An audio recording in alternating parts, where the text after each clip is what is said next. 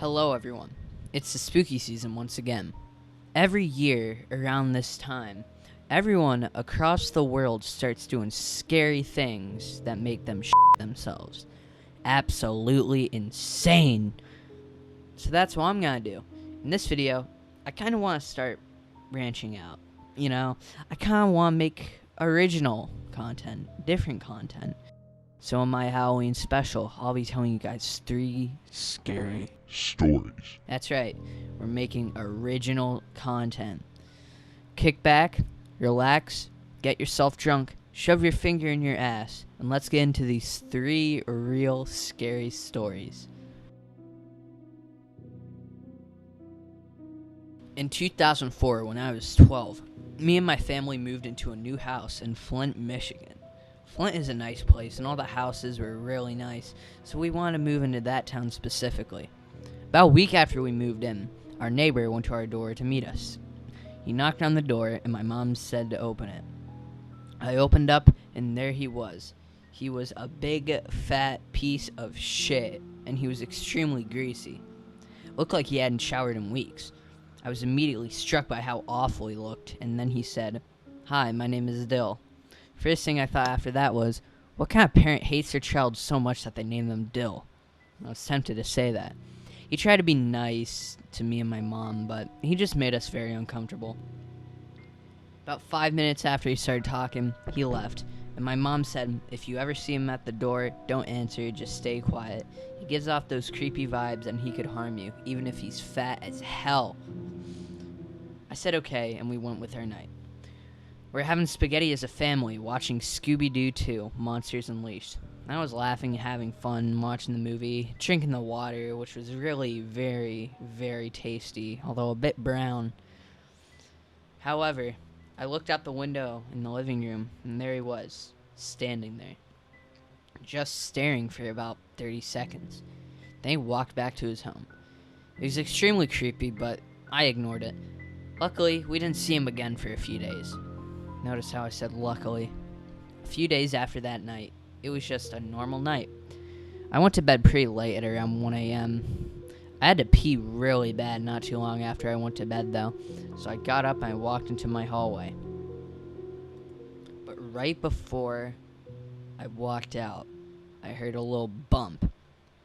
I assumed it was my cat doing something stupid, so I just walked out into the hallway. As I walked out, I saw a strange silhouette.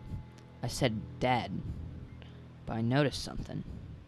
This guy was way too plump to be my dad. He pulled out something from his pocket. It looked like a knife.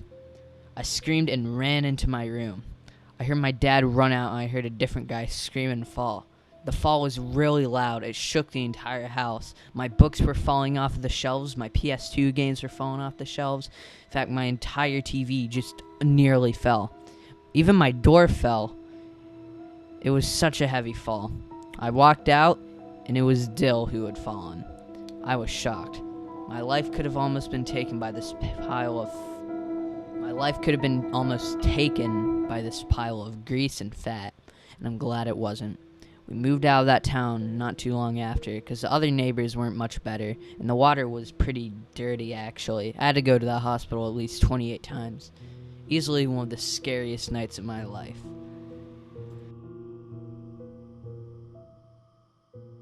On Halloween night, I was getting ready to mess with trick-or-treaters.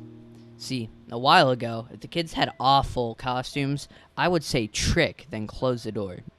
To be honest, that didn't really happen much. These kids usually had some pretty good costumes. Trick-or-treaters started coming at around 6 p.m. And just like the past few years, these costumes were pretty good. A streak of great costumes. At around 9 p.m. though, these 2 kids knocked on the door. I opened it, they said trick or treat. I asked what they were wearing, and they just said, "Give us some candy, bitch." And I said, to answer your first question, I'll go with the trick. I dumped water on them, I closed the door, locked it, and I heard them scream slurs and run off. I was laughing my ass off. After that, there weren't too many trick-or-treaters. At around 12 a.m. while I was playing some Spider-Man, I heard a knock at my door. I said, "Go away," in response. Nothing happened. About 5 minutes later, I heard a bang from my window. I checked my security camera, and there they were, and they had a gun. I didn't know what to do. In an act of fear, I yelled, "Go away, or I won't hesitate to shoot you in the head." I heard more knocks at the window, and I proceeded on to my bedroom. I found my baseball bat in there, so I used it as self-defense. I heard a window break, and I heard a bunch of footsteps come into the house. I was behind the door, and as it swung open, I hit one of them in the head, knocking him out, and the other one stopped and just screamed. I grabbed him by the neck, and I asked in an angry tone what the fuck he was doing here. He answered, "We just had to use your bathroom. I had the runs." I knocked him out, and I just called the cops.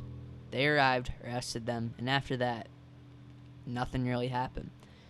I still wonder what they would have done to me if I hadn't knocked them out.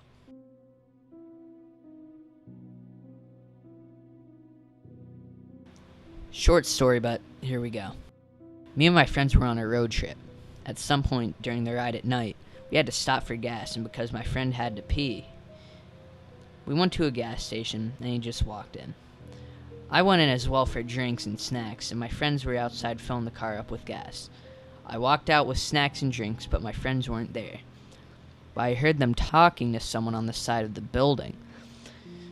They were talking to some dirty guy. He was just overall filthy. My friend, who was using the bathroom, walked out from the building, and we were watching as our two other friends interacted with this guy.